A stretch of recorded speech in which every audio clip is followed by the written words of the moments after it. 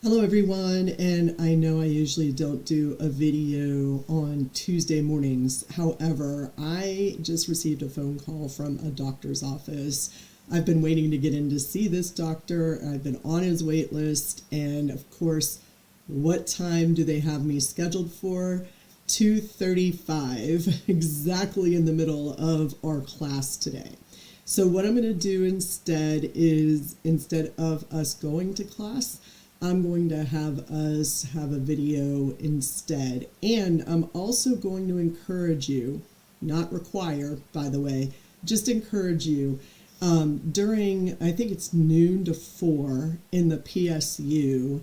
There is a lot going on over there for Pause to the Polls, which is a program on campus that caters to all political persuasions and interested in getting people information. You can, I believe, meet the county clerk for Greene County. You could register to vote in Greene County. You could do all sorts of things. And I tell people all the time that the reason why I'm sort of one of the people that pushes for people to vote in Greene County is the following reason. You are just students, I understand, and you're on campus temporarily. But when you are on campus is when elections happen. And the reason why this is important to you is because you go to school in Greene County, in Springfield, and therefore every decision that your state representative makes does not have your voice if you don't vote. And your vote matters when it comes to things like funding for the university, which in turn helps you. So whenever, tuition raises come around and we don't want them, or whenever the state wants to lower the amount of funding they're going to give us, our state representatives from this area have to fight for us. And we appreciate all that work that they do. A lot of them, if you talk to any of the state reps in the Springfield surrounding area, not just for Missouri State, but everywhere, you will get, the same line, which is that education is a key part of Springfield and Greene County, generally speaking. And so I encourage everyone, it's easy to re-register to vote in a different place once you graduate. You can change where you vote anytime that you want. It's pretty easy these days, so I always encourage people to register to vote in the city and county in which you're living in right now. And you can always change it later. But that is just me giving my plug in an election year. So I don't really care how people vote, as long as you're making sure that you protect your interests and keep your voice where you live. All right, so that's all I've got there. It's between noon and 4 today. I think there's going to be like some free cookies or something going on, like around 2. I can't remember. I know they're giving out free stuff. That's all I know.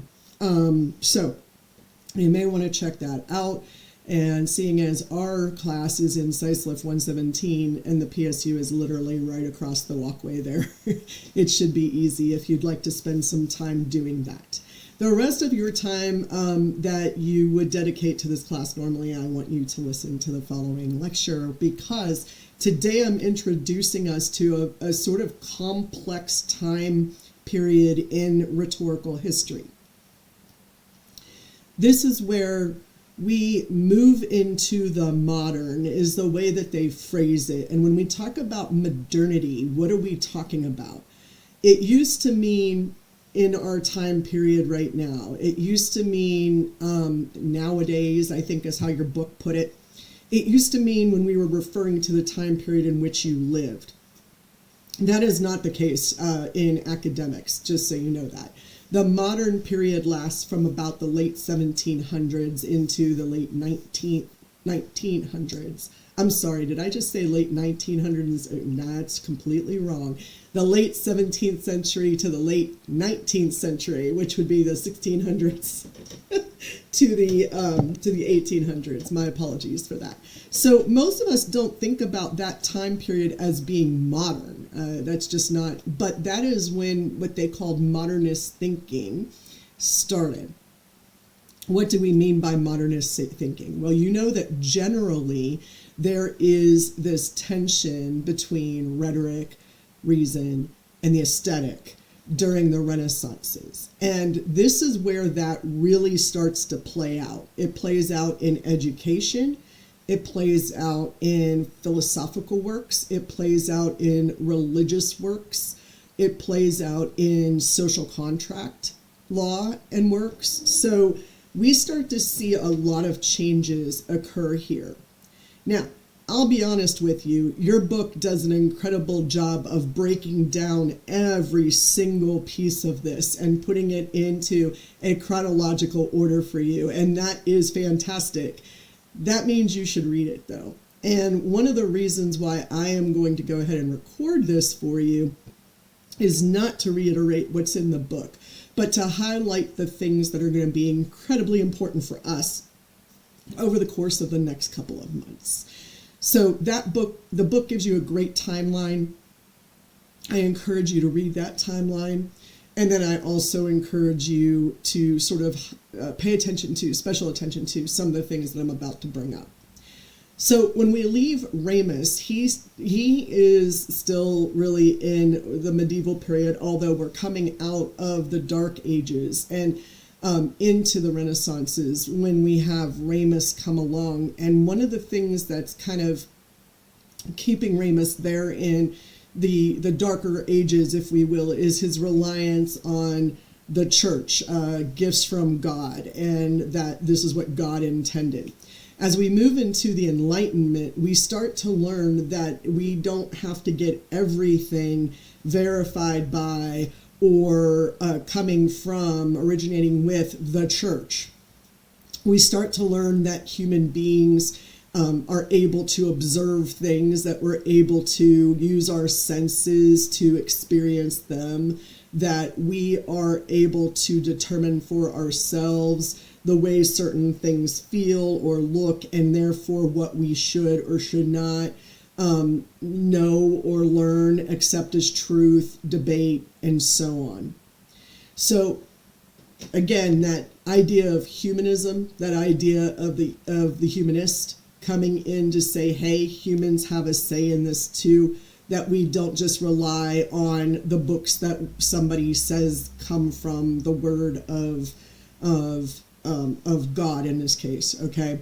So we can move away from that, and that's great. We will have a couple of religious figures who still write, but they focus on the secular. They focus on, their work, you could probably read into it if you're looking for the religious philosophy behind it, but you don't have to, which is, by the way, much easier to work with.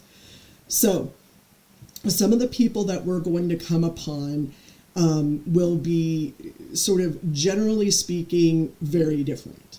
And yet it will seem like they're writing about the same thing. I already introduced you to Bacon, and we know that Bacon first starts talking about the brain, the human brain, and how it works, and how we think, and how we might go about discovering science, like discovering truth in a scientific way called the Baconian method. You already know that. We will have others who focus on scientific methods just like that. One of them is going to be Giambattista Vico, who is going to talk about how the modern miracles of the mechanics of doing science compares to the classics, the classical Greeks and Romans. And he has a very interesting take. Excuse me, I wish one of those, I think I'm lacking oxygen. I think that's what's going on here. A take on how those older methods, if we will, the classic method, the ancient methods, how they work versus how we think that the modern modern take on science works. And that's going to be interesting. We're going to come upon some other people who are going to talk about science, but more in a roundabout sort of way, and turning to what we call a social science, really, which is less about empiricism of, our five senses and more about experiences as humans. Those people, we don't call them social scientists. We're still calling them scientists for the most part. But they start to work with what's known as the social contract. Just generally speaking, how do humans behave with each other? That's going to come in the form of John Locke and I.A. Richards later on. And trying to think of who else. Weaver, I don't know if I have you reading Weaver or not, but Richard Weaver would be one of them. So those are going to really talk about how we interact with each other. That's going to be the focus. Less on the truth of the external world and the philosophy of life, and more on how we interact with each other.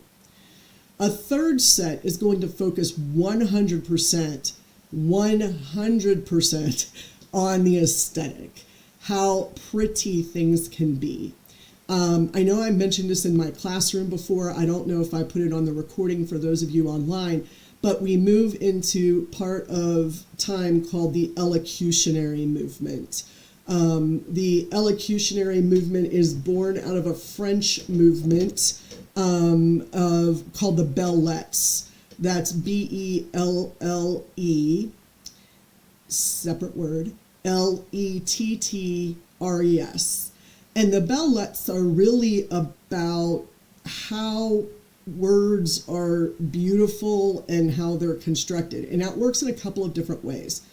We could talk about words being beautiful in the way that we write them, in the way that we draw them. If you've ever seen a particularly ornate book where the first letter of a chapter perhaps has like some sort of, scroll work around it or an actual image in it.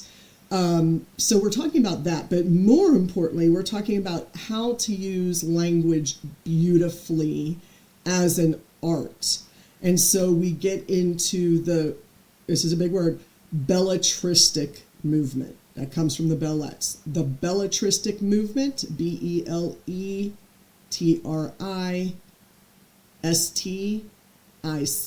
the belletristic movement is really about focusing on ornate language. So we're talking about things like poetry, letter writing, those kinds of ways of using words that is particularly beautiful.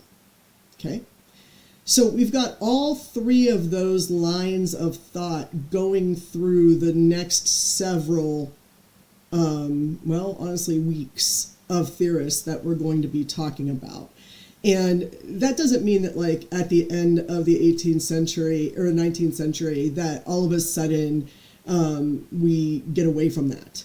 But we see a different turn when we get into the 19th and the 20th centuries. So we're going to make another big jump, but don't worry, that's not going to be for a couple of weeks. For right now, we're going to live in a world where we're trying to understand those who see rhetoric as just an art, those who see rhetoric as a science to help us understand life and philosophy, and those who see it as a way of understanding human interaction and social structures.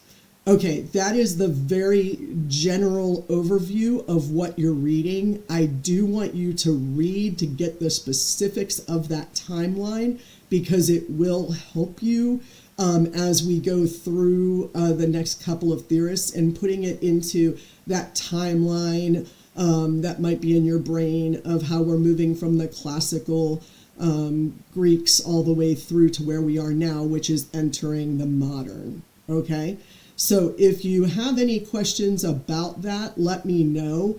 In the meantime, your job is to build a timeline for yourself of when all of these different individual theorists and movements come into play over these, I don't know, several hundred years. Okay, so give that a look and try to compare it for yourself to the medieval period. I think that if you think about knowledge and the lack of progression during the medieval period, when everybody was told what to think instead of taught how to think or how to question, that it's pretty easy to see how those were called the Dark Ages. And then, of course, the modern movement we really call the Enlightenment, because that's when, and I always picture it literally like lights start turning on, which is coincidentally around the time that electricity starts to become a part of our lives. So, literally someone turned the light bulb on, and now we're able to see a little bit more in order to learn more through not just scientific method, you're going to find out, but also through the rhetoric we use to explain that and share that science. So education becomes incredibly important. Okay, I know that's an incredibly short video.